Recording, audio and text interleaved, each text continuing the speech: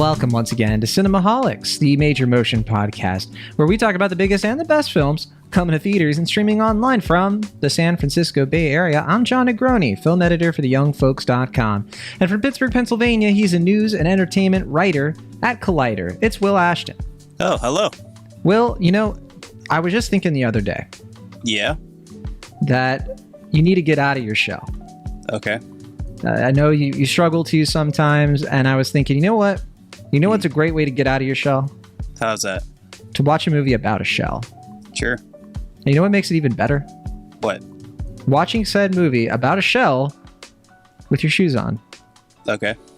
Am I selling this to you? Sure. I mean, I was very... any sure. issues? I was very curious as to why you picked this film for this week.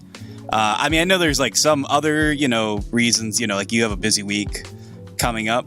Well, what else are we going to talk about? DC League of Super Pets, Vengeance. Not Okay. Not Okay, which we might still talk about if we can. Sharp Stick, 13 Lives. There were just a bunch of things that came out. A bunch of little things. And we had to choose among the little things. I chose Marcel the Shell. Well, I just mean Marcel that, rules.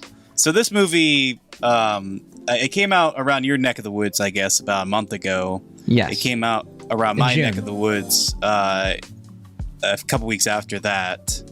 It was like around mid-July. And I was planning to see it. I was excited to see it. But, just extraneous purposes, or extraneous reasons, like I had a lot of stuff at my sister's wedding. I had kind of a busy month in July. I didn't get a chance to see it immediately. But for this week, when I was reaching out to you, I was like, okay, we got to cover something. Right. What are we covering? Thinking we're going to be talking about, this BJ Novak film or the DC League of Super Pets. You're like, no. No. I wasn't having any of it. This Marcel movie is what we're going to be talking about. Nothing. Yeah. Which you've been kind of pushing back against like doing reviews for films that have come out, like a little while ago. I typically do. It's got to be special. It's got to be a movie that I feel like if we don't talk about it, we're going to regret it. Right? I guess. I don't know. I mean, but that's what I'm kind of curious about, I guess, with this film. Because, like Mad God, a film I'm like, oh, we got to talk about this. You're like, no. That's too old. Or a movie we both see like Fire Island, where it's like, hey, that's a nice little movie. We can talk about that. You're like, no, that's too old. Marcel is like a month old now. You're like, no, we got to talk about Marcel. I mean, to be fair, The Shell. We almost talked about Fire Island a couple times. I like that movie. It was all right. Yeah, it was a decent movie. I mean, I just picked those two because they're the first two that came to mind as far as movies that I saw or we both saw that we never actually covered on this show. I think, what part of it is, Will, is that I want this movie to get a little bit more attention. It's not. It's getting buried in the madness. It's being a bad god. I mean, I feel like it's, it's doing about, part of the course for, I feel like, your average A24 film. I mean, like, I know we're coming off of Everything Everywhere All at Once being the first A24 film to make like $100 million worldwide. Yeah, because we refuse to take it out of theaters. I guess, yeah. But I mean, I think this has done like 5 million or so at the box office. 3.4 million. Okay. And that's what I'm saying. 3.4? Actually 4.1. Well, what was the budget? Still. I don't know how much it cost to make. I don't know, probably like $20. Okay. Well, if it's $20, then it's doing incredibly well. No, I would bet you it was made for like, sub 5 million, I would guess. So it's about like breaking even, I guess, right? Sure. A movie like this doesn't exist to make money. It exists because Dean Fleischer Camp, he had a dream. Yeah, I mean, this was in the works for a long time. I mean, I was curious to hear about your past with the short films for Marcel. Well, and I thought you would be chomping at the bit because we've been into Nathan Fielder's show, The Rehearsal, and he has a voice credit on this movie. Yeah, he has a cameo. But I mean, the shorts, the Marcel the Shell with shoes on, sure, shorts, they're like about 12 years old now. Or at least the first one's like 12 years old. It was 2010. The first one came out. It was like one of the first like viral well, maybe not one of the first, but it was like from the early days of YouTube. It was in the first viral. Kind of bigger wave, right? YouTube was kind of kicking up at like 2006, 2007. We were getting like Charlie the Unicorn, the kid with the dentist, that stuff. Charlie After Dennis, I think it was like, or David After Dennis. It was. I forget which. This is all stuff when you and I were like in high school, college. Sure. Evolution of Dance, that was one I liked a lot. Yeah, we were bored as all heck. Yeah, Marcel was a big YouTube one for sure. Yeah, I mean, it was interesting because, like, I think it came out either around or before the time Jenny Slate was on SNL for like that one season. SNL and like right before I think Parks and Rec, when she kind of showed up there. She had a bit of a convergence as an actor. I mean, obviously it was before Obvious Child, which I think was 2014. Or was that 2013? I forget exactly when. I think it was 2014, which is like Obvious Child. Yeah, which is when I think that's 2014, unless it had like a festival release I'm spacing on. Right, which is like around the time, like I think the third Marcel short came out in 2014, and then it was like quiet for a long time. Like I thought the window had kind of passed for Marcel, especially because, I mean, like you said, like Jenny Slate and what's the director's name? Dean Fleischer Camp. Dean Fleischer Camp. They used to be married. Like that was like kind of the origins, and they broke up. They got divorced. So I kind of thought Marcel was, done at that point. I mean, that's kind of, it's funny, isn't it? Because this movie kind of directly tackles that. Oh yeah, no. I'm not saying it doesn't. I'm just saying, like, from the history. I'm not saying that you're saying that it doesn't.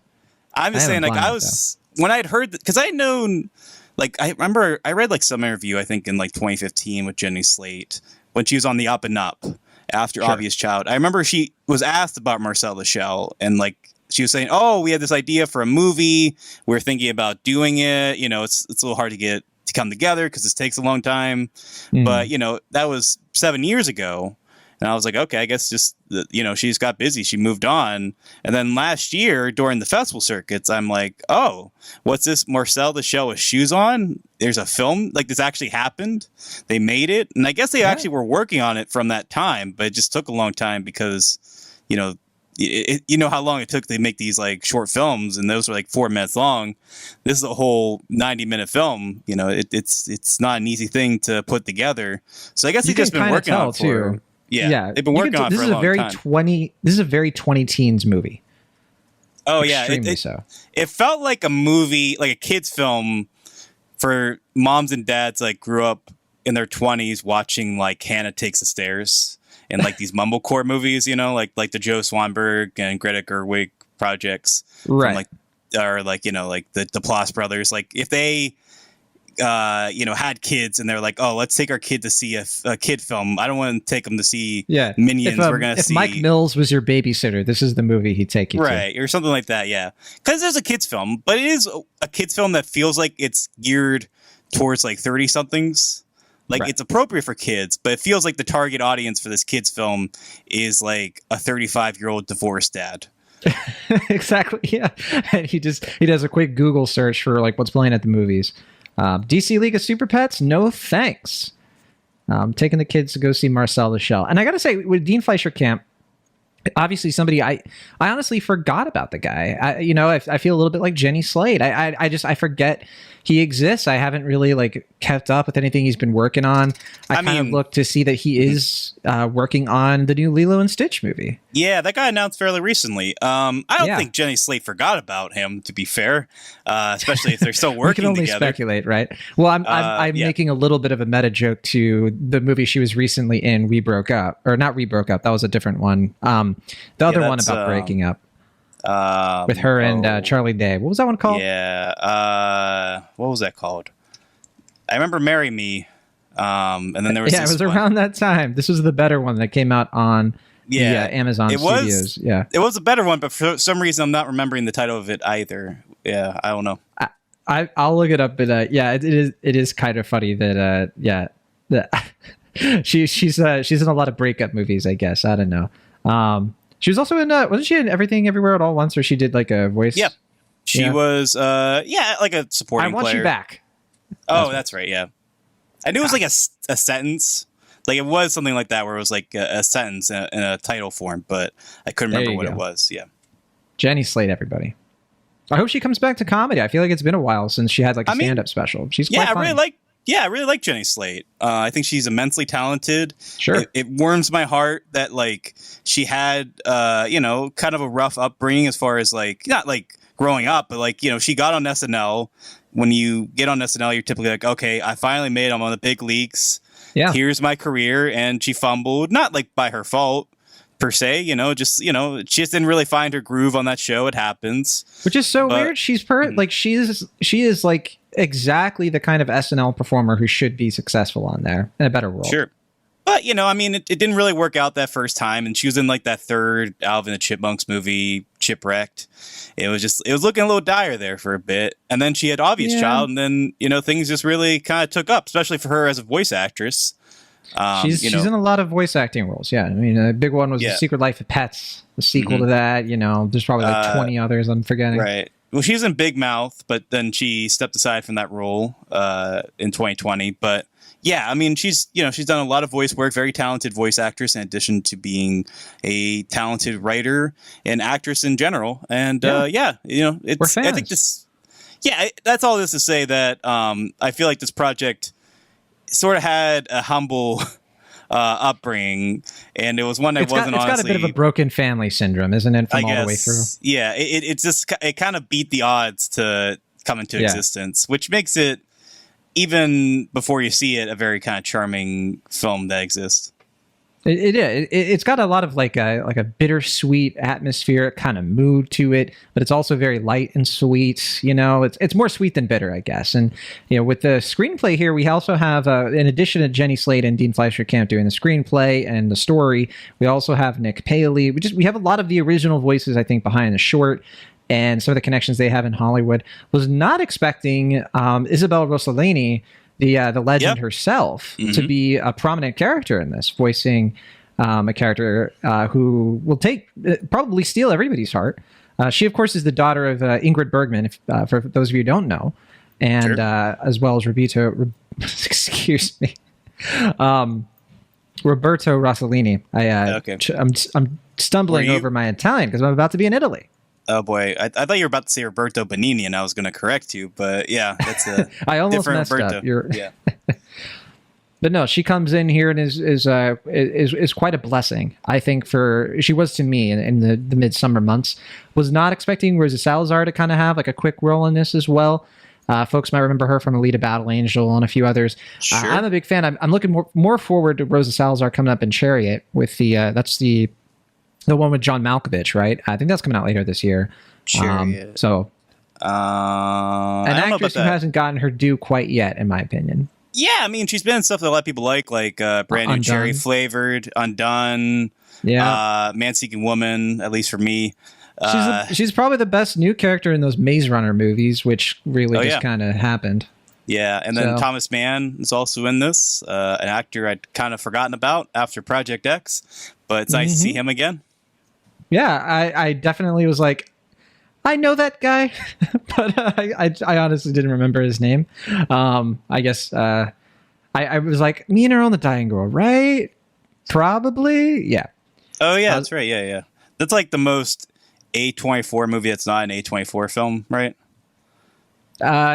You could have said it was A24. I would have believed you. No, I think it's Searchlight, right? It's Searchlight, yeah. But yeah, so Marcel the Shell with shoes on. What's the plot of this movie? It's a mockumentary style format. I honestly when I was going into this, I wasn't sure what kind of movie they were going to go for. If it was going to be like mockumentary, if it was going to be exactly like the shorts. It had been a while since I'd seen the shorts, and I didn't rewatch them before I saw the movie, so I honestly wasn't sure how they were actually going to do this. I was like, is this going to be like a documentary, like real? But no, it's a breaking the fourth wall. Not breaking the fourth wall. That's not the right term. It's mockumentary. I think that's the most accurate way to put it. Yeah, it's a mockumentary. Yeah. I was trying to think of something a little bit more like that. It's meta and kind of self-aware because it's like about itself in some ways, but not necessarily breaking the fourth wall. So the film is about a little shell named Marcel, voiced by Jenny Slate, an anthropomorphic shell, of course, who lives with his grandmother, Connie, who we said earlier is played by or voiced by Isabella Rossellini. And the two shells live in an Airbnb in, I believe, Los Angeles. I genuinely was wondering the entire time what city this was supposed to be. And I assume it's LA because Dean Fleischer Camp and Jenny Slate, but whatever. It could be anywhere, I guess. Marcel spends his days, going around the house, and Dean is filming Marcel. Marcel's telling his story and how he gets around. He moves around in like a tennis ball. It's sweet. It's nice. But then we find out that Marcel and Connie were separated from their family a long time ago. And there's this kind of like really sad story behind all of that. And Marcel eventually goes to Dean and is like, hey, you know what? Let's go find my family. Let's do it. So it kind of turns into sort of like a Find My Family sort of film. Will, what did you think about Marcel the Shell with Shoes On? Are you, getting your shoes on so you can leave the podcast after I made you watch this? Yeah, I mean, I was excited for it. I mean, certainly I'm a big fan, as I mentioned, of Jenny Slate and the creators involved, as well as the original short. I think I'd seen the second, third one. I rewatched or watched all of them afterwards. I don't think I'd seen the third one before this, but yeah, I mean, I remember really enjoying that original one. There's obviously a lot of callbacks to at least the first two shorts in this movie. I feel like I liked it, but I'm kind of wondering what is about this movie that really spoke to you on a deeper level. Like, I really admired the craft of it. I like the kind of storybook quality where, it starts off as something kind of simple and it evolves into something more resonant and personal and deeply felt.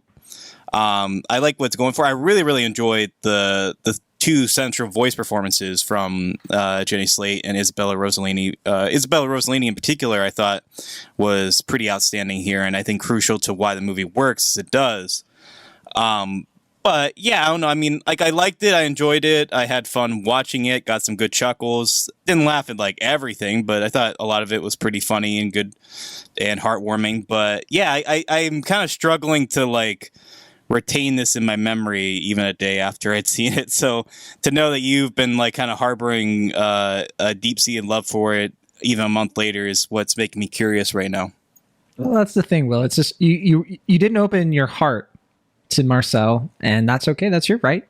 You know what I think it really is? Because we've touched on a lot of it. We've touched on, I think, the big emotion of this movie and how Marcel is just such a lovable character.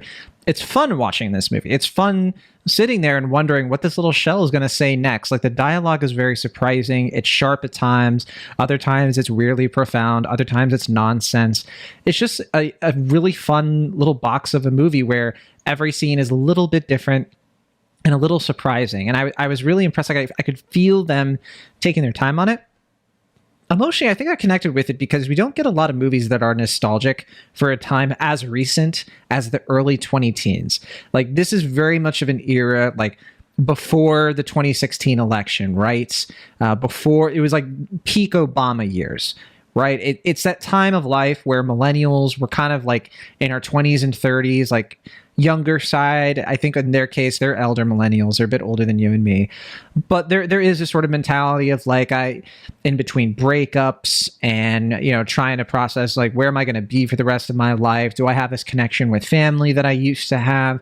I just think that all the emotions that run through that go into this little shell. And I think the shell is a great avatar for the sort of like that kind of millennial angst that I was kind of needing. I was needing a movie like this to sort of get that off my chest, to kind of reflect back on a recent time of life without it being, I guess, overly sentimental. And I could see how for some people, they might watch this movie and be a little bit, this is manipulative, this is kind of treacly, but I don't think they can rightfully say it's cliche, which I think that's the thing that impresses me the most. It's like, it's tropey. It's got like the kind of tropey stuff in it, but it subverts the tropes a lot. Like, there's a road trip kind of formula that they put into this movie, but then they just turn it on its head. It was stuff like that I really appreciated that I wasn't expecting. So I come out of this movie like, I reviewed it for the young folks, gave it an 8 out of 10. I would do it again. I think it's really strong, and I'm definitely on the really, really, really like it camp. And I could see myself loving it one day,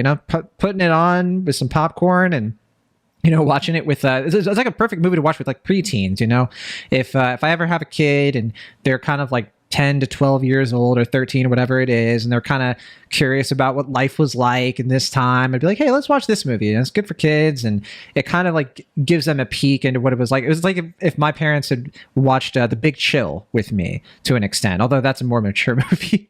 I guess it would not have been good for me to watch The Big Chill at 10 years old. Although my mother, I don't know about you, Will, my mother was the one who watched movies with me a lot as a kid, and there were all kinds of things that were inappropriate for me to watch that I watched anyway when I was little. I think did I ever tell you she took me to see Deep Blue Sea when I was 9 years old? Yeah, you've told me that story. I don't know if you told the listeners though, but I'll never forget it. Yeah. Like there were some movies where she was like, "You're not watching Mimic with me," and then I watched it kind of like sneakily, but because she didn't know I was watching from the kitchen, but stuff like that. But anyway, yeah, that's what. Does that illuminate it for you, Will? Or are you still a little bit like hands on your head? What's going on? no, I mean, I'm not like confused by it. I guess I'm just kind of curious to hear why you were like so quick to like want to do this as like the main feature, even though it's been out for a month, even though a lot of the main I want to get the word out. Sure, I get that. I get. It's I get not that on a now. streaming service, right? Like it's not a movie that's going to get in front of people very easily. So yeah, I just didn't want to Sure. pass up an opportunity. Yeah, I mean, it is interesting that a movie like this, a YouTube short turned film, is a big cinematic event. Like we've seen other YouTube content kind of become films, and almost all of them are pretty bad. Like I'm trying to think of What's one? I'm trying to think like of the one. Smosh movie or Smosh the movie. I should say. I know Shane Dawson's Not Cool. Is pretty. That's maybe the worst movie I've ever seen. Wow. There's other stuff. I'm trying to think of what else there is. I'm doing like a Google search. Like I Googled, movies based on viral YouTube videos. Between Two Ferns, a movie that was on Netflix a couple years ago. Okay, yeah, it's not really the spirit of what we're talking about, though, I is think it? that's I mean, it's Zach pretty close. Galifianakis. That's a series of it's shorts. in the zip code. I'll give you from that. a guy like just before he got famous, a comedian. Like kind of kept it going as he got more and more popular. I feel like that's actually the most apt comparison is something like it's the Between Two only one Ferns. we've thought of so far. So I'll give you that much. Well, I mean, there is like obviously like the Toy Story thing going on here, kind of like what's hiding in the shadows, sort of like your bedroom. Like I guess I did see a few people kind of mashing up. Yeah, they were like, "Hey, yeah, this is Toy Story meets Taika Waititi," so that's pretty fair. I guess, yeah. I mean, but anyway, I only bring that up because there probably was an easy temptation here to kind of rely on the cuteness of it, because the short films themselves.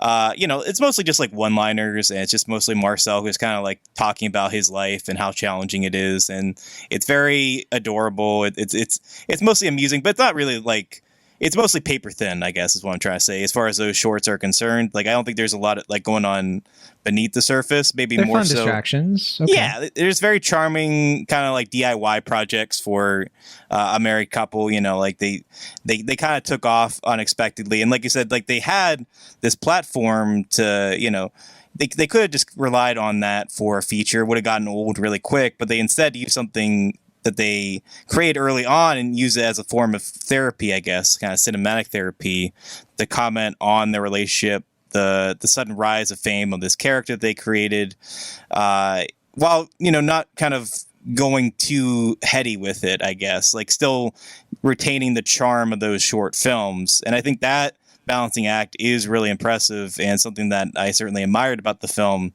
But once it's all said and done, I guess I just don't really find myself quite as like thoughtful about it as you, and maybe that's more of a me thing than the film, because like I feel like I'm like hook, line, sinker for this film. Like I should be like just on your level, like as much as I love stop motion, as much as I love Jenny Slate, as much as I love these kind of early 2000s mumblecore type films, even though this isn't really a mumblecore film, it has kind of that lineage behind it. I don't know, I feel like I should have walked away being like, this is like an 8 out of 10, this is a 9 out of 10, like you were saying, and I find myself like, yeah, it's a pretty good film. I think I find myself more impressed with the technical aspects of it, like the stop motion itself. I think the animation, I really, it's got the whole Ant-Man thing going on. I really, really was impressed by a lot of the physics, the perspectives, and the creativity of what Marcel's daily life was like. There was a lot of there were a lot of good threads of story there. Yeah, it kind of has a Bug's Life feel to it at times, like kind of like how they're able to kind of make this own little village, even though they're like 1 inch tall and all that. Yeah, I think that stuff is really charming. I don't know. I guess I still find myself. Here's what it is. Yeah, you did not want Marcel to find his family. No, I mean that's not it at all. I guess okay. Well, you could, if you were rooting against Marcel, it's let's admit it. I guess maybe where we disagree is I don't find it quite as unpredictable as you do. Like, I think it kind of played out as I expected, but I do really appreciate that the movie doesn't wear out its welcome. Like, there are times where, it when it starts to get a little bit repetitive, that's when it kind of flips the script a little bit and plays. It goes like a different direction. I don't think it really shocked me per se, but I can see what you mean as far as like it plays into tropes, but it's not really like going the exact same route you expect to go. But at the same time, as far as the outline is concerned, you know where this is going to go. Like, as far as like a kid's film is concerned, like, you don't have to worry about them like getting too depressed or like getting too getting too heady with it, like I said. But at the same time, I really find myself wondering, like, what are kids going to respond to this film? Like I said, I feel it's more for adults than for kids, which is fine. I mean, I don't know if that's like the intent of it. It's like disguising itself as a kid's film, but actually being more for like the dads and moms in the audience. Well, I think it's like I was saying before, I think it's for those kids who are kind of growing up and want to get into more mature, independent films that kind of it's a very niche thing. You know, it's a kind of like 13, 14-year-old who goes to an art house movie for the first time and is like, wow, so this is like what it's like to watch a more adult cinematic movie that is still accessible for me. Sure. It's not something like it's not going to be this like extra edgy. It's such a stepping stone. I said in my my Letterboxd review, what if A24 hired John Wilson to make a Toy Story movie? And I stand by it. And I think that's... Mm-hmm. Yeah. Go ahead. That's kind of why I was expecting you to like this more than you did. I think that it has a lot of John Wilson energy. Kinda. I didn't really get that per se. The emotion though of like John Wilson in the first season finale is like a big vibe of this movie. The risotto stuff. I mean, there is quite a bit of pandemic energy to this, if that's what you mean. It was made during COVID. No, not even tapping into that. I'm tapping into more the relationship between him and his neighbor. Oh, yeah. I mean, I'm kind of getting what you mean. I don't know. I think you're making it sound like I'm more negative on it. I'm just a little bit. I'm not saying lesser. You're like. I'm not saying you dislike it. I like the film. I mean, I enjoyed it. I found it very sweet. I was really charmed by it. I especially loved, like I said, the animation behind it. I think seeing this on the big screen was really quite a lovely experience. I guess I just found myself not really reminiscing on it as much as you did. Like, it seems like it really kind of seeped deeper for you than it did for me, and I guess that's where we sort of differ here. There was only one thing during this movie like that it was making me tear my hair out, because I was like, what in the world? And it was when Marcel is just basically like, yeah, it's hard not having my family. I wish I could be with my family. And Dean is he's such a detached character. He's so hung up on his sort of projects and his own breakup that he is like kind of unwilling to help the Shell at first. And I was kind of like, see, that's what, where is his empathy? But I was going to say, it's something that as the film went on, it started to make more sense. It started to actually, it was like, oh, this is the point, isn't it? That he, right. And I thought it was like a nice sort of commentary on the sort of, like I was saying before, the angsty millennial, things are kind of like tough for everybody, but like things get better when you open your heart to somebody else and you start to actually like do selfless things for others instead of just wallowing in what's wrong in the world. Yeah, no, I mean, I actually thought that was kind of a clever thing about the film, was that like he's clearly detached because he doesn't really want to process his emotions right now. And what's happening with Marcel is sort of paralleling what's happening with him. But he uses the like journalistic integrity of his pursuit to kind of allow himself to get an excuse to be like, okay, like it's not me like removing myself and not being emotionally attached. I'm just retaining that, journalistic integrity and that honesty, but allowing himself as the movie goes on, obviously, to open himself up and be more central to the plot of the story. I think that's what surprised me the most, is that like Dean Fleischer Camp is like a character in this. Like, obviously it's like Dean Fleischer Camp with quotation marks around it. Like, it's not the real, a believable character in this. Sure. But I that's what I guess surprised me, was that like he became like the second lead of the film. And it became like this sort of like, like you said, sort of meta commentary, kind of the like, coloring book version of like a Charlie Kaufman movie or something, in a way, I guess. But that part, I guess, really resonated with me. But I mean, I don't know if that's enough to like make me like fall head or heels for it per se. Well, I think I figured out why you're so confused about why I like this as much as I do. And I'm you not haven't said it confused. because I think you're protecting I'm my just feelings. allowing yourself to talk. You I were guess. confused, and I think I know what it is. It's because you had to sit in that chair and listen to me complain for years about that thing that happens in movies where characters go viral. And I'm just like, yeah, Okay. Will, I hate that. It's my least favorite whenever a character becomes viral in a movie. And then, so when you were watching this movie, you're like, how the gosh darn heck is John liking this movie when it does everything he claims to hate? So yeah, I understand, Will, why you're a little bit taken aback. I mean, I will say that stuff, I found that a little bit tiresome as far as like, I get annoyed where it goes from like the like 0 to 60 thing. Like I prefer, even though it's a much lesser film, like something like mainstream where it's just like, oh, I have 100 views or whatever. Like I think that's funnier and more honest to me than like something going from like 0 to 200 or what was it, like 22 million views or something like that. There's that scene, right? There's always that scene where a character like runs over with the laptop and it's just like, look at this. You have 200 million views. And I'm just like, oh God, like it's just so cringe. Yeah, I mean that's like I think more than the original Marcel the Shell has right now. Like after 12 years, it happens in the span of like 200 million is like that's like Beyonce puts out a music video. No. I mean like what I meant was like the 22 million. Like I think right now it has like 30 million. So like I don't know, it just like which is quaint, honestly, for YouTube, isn't it? Yeah, I don't know. I mean, I guess I would prefer if the movie honored that quaint mentality of it was just like he still gets big enough that people recognize him, but it's like more of like a local oddity kind of thing. Like it's just like it goes from, whatever, like 0 to 100,000, like 100,000 views or whatever, which would still be a lot. Right. But it's not like astronomical, like the world's like obsessed kind of thing. And I think it gets the point across. And I think the idea that, I don't know if it's a spoiler per se, but the idea that Marcel gets doxxed is a plot point in the film is, I think, kind of funny. Marcel gets sauced? No, gets doxxed plot. Oh, yeah. It's kind of a funny, but also understandably kind of terrifying for him plot point. Yeah. I love this little shell, and I felt for him, and I was wishing him nothing but success. I do appreciate this movie has, even with the doc stuff, like a very kind look at the internet. Like I was kind of waiting for like that moment where like the comment section turned on Marcel or something like that. But it doesn't really happen. Ralph breaks the internet. Yeah. No, I mean, I'm glad it didn't go that route, I guess. But I was kind of waiting for that moment because I feel like that's another kind of cliche with this is where it's like, they love me. And then it's like, they hate me.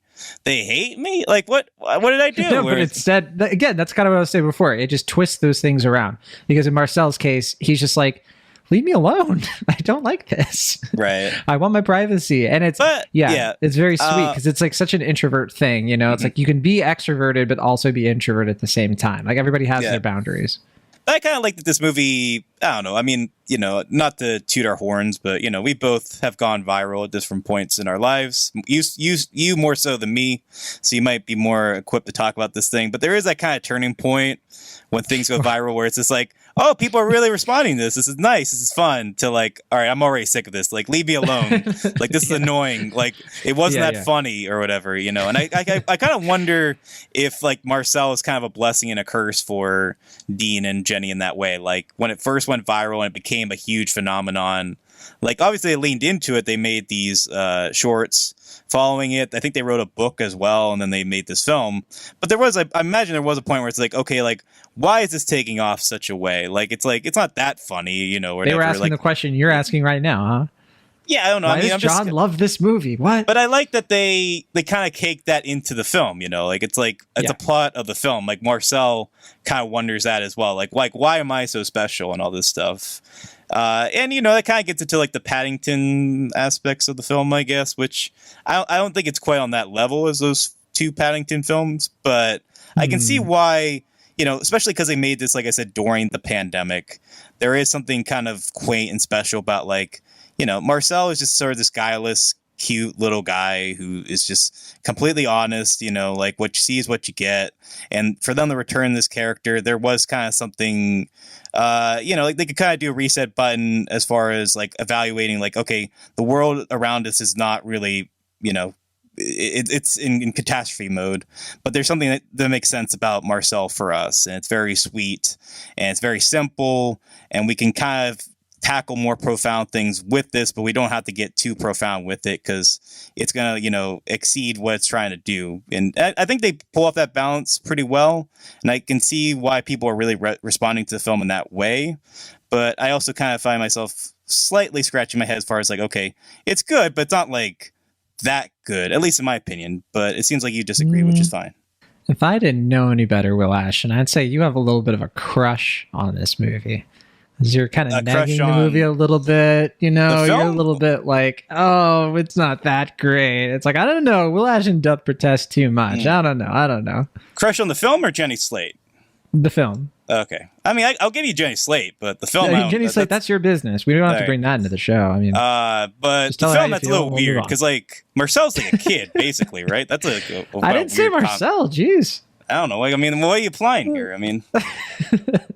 I don't know. Maybe one day. Maybe one day we'll get to the truth. But okay, Marcel the Shell with shoes on. It might still be playing in some theaters near you. Very, very indie kind of movie, about 90 minutes. Hopefully people were able to check it out on the big screen at some point when they had a chance. Because like you said, it's definitely a unique watch on the big screen. It's rare enough to see stuff like this on the silver screen. I'm certainly glad we both had a chance to do so. Let's play the Rotten Tomatoes game, though. Let's see what the critics are saying, because if there's one thing Will Ashton and I know, it's that critics are the most important rubric when it comes to a film's quality, right? Yeah, I think I was spoiled on the critic score already, because I was looking up the show times for this film, and I think it was like plastered pretty prominently on Google. Well, sometimes that's inaccurate. So let's see. Let's find out. What is your guess for the Rotten Tomatoes score? We have 127 critics counted so far.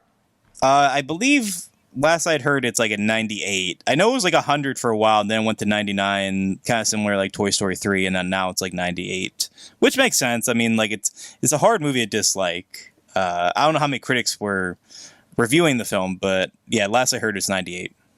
Well, you are correct. It's still 98. But what about audience score? Hopefully you didn't get spoiled on that too. No, I wasn't spoiled on this one, so this will be a genuine guess from me. I'm going to say 94%. You're only 2 off. Is it lower or higher? Is it 96%? 92 or 96? Is it 96? It's 92. Yeah, right, some critics were like, you know what? I agree with Will Ashton. I don't want Marcel to find his family. Well, that's audience, right? So this would be the like general. Yeah, some audiences were saying that. Yeah, I think anything like this is going to get a little too hyped. Maybe that's part of the problem for me, is that I like the movie fine, but the hype was so astronomical for something like this that you kind of, once you see it, it's like, oh, okay, yeah, it's nice. There are only 2 rotten reviews that I'm seeing here. Rex and Reed and Armin White. No, Jordan Rumi and Mike Massey. Okay. I don't know Mike Massey. Jordan Rumi I've definitely read before, but Jordan gave it a C+. Is Jordan Rumi? That's World of Real. World of Real. Yeah. Mike Massey is Gone with the Twins. Who knows what that is? But he gave it a 5 out of 10. What are you going to do? It's not that bad. Yeah. But all right. What about cinema score? Do we even have a cinema score? I actually forgot to check. Let's see. We don't have a cinema score. Oh, okay. I was going to guess A. But yeah, this is like AA minus, that kind of zone, if it did have one, I bet. What about Letterboxd? We have 32,000 watches. Not a ton, but about what we would probably expect for this. Average rating between 0 to 5. Well, Ashton, what's your best guess? I'm going to say 4.2. 4.3. Very close. And I feel like I've done 4.2 a lot recently, but that's what my guess was. Here's something that might be pretty mind-blowing. It's in the top 250 for Letterboxd. Oh, yeah? Can you believe it? For their narrative feature films, to be clear. Yeah, it's in the official top 250. It's number 59. That makes it, I think it's the only other movie from this year to be in the top 100 at least. There might be a few others in the top 250, but this one and Everything Everywhere All at Once. I was just about to say. So 2 A24 films with Jenny Slate. How about that? Jenny Slate's a bit of a good luck charm. No wonder Dean Fleischer Camp's feeling a little bit, Anyway, Jenny Slate, she got married again, didn't she? She married Ben Shattuck. I don't know who she got married to, but I know she is married with a child now, so. Good for her, just killing it. Yeah, sure.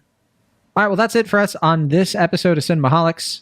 Thank you, as always, for listening. If you are that listener who is like, yeah, I'm with Will, you guys should have talked about Mad God, let us know. Send us an email, cinemaholicspodcast@gmail.com. If you have anything that you'd like to hear us trade words on, we're always open to any and all feedback. Will Ashton, though, I think, this August is going to be a bit hectic for us. For me, I'm going to be out of the country for a few weeks. And so we're trying to figure out how to do some stuff ahead of time. We're not going to be as, on the pulse as usual. Yeah, I was going to say, we're going to be recording them a little bit earlier than we usually do, and they're going to be a little bit shorter than what we usually do. So I guess we'll apologize in advance for our upcoming episodes being a little bit shorter. That's just us trying to do our best. We'll have feature-length episodes later. Yeah. But, we're going to try our best to, not cause a break in the schedule as far as you, the listeners, are concerned. But it'll be a little hectic for us. I think it would be a first if we missed a week. I don't think we've missed a week in 5+ years, have we? I think we missed like 1 week. It was like the week that Rise of Skywalker came out. Because I remember I wasn't supposed to be on that episode. No, because we put out Cats. Was that the main episode? I thought that was a bonus. I don't know. We put out an episode. Even if it was a bonus. We still put out programming for the listeners. We came through. Fair enough. All right. There we go. So we haven't missed a week. So hopefully that trend isn't bucked with this month. Hopefully. Yeah. You can only hope. But yeah, we want to talk about movies like Bullet Train. Like I wanted to watch Easter Sunday, but I'm going to not be able to see my screening. I won't be here. But plenty of other stuff. I think like for me, the two big August movies that I've been looking forward to are Bullet Train and Prey. And I want to watch Prey as soon as possible. Hits, I think, Hulu, right? Or Disney Plus, whatever it is, this weekend. I think Hulu. Hulu, yeah. Well, it's an R-rated film, so definitely Hulu. You're R-rated in some ways. But yeah, we'll let you know. When these episodes come out, you'll know. And then we'll be back for like our normal Cinemaholics programming at the end of August. And I'm looking forward to that quite a bit. So check it out. Yeah. From the Internet California, I'm John Negroni. Oh, we're still doing these. So yeah. And from the Internet Pennsylvania, I'm Wes. See you next time. Yeah, it's you and me.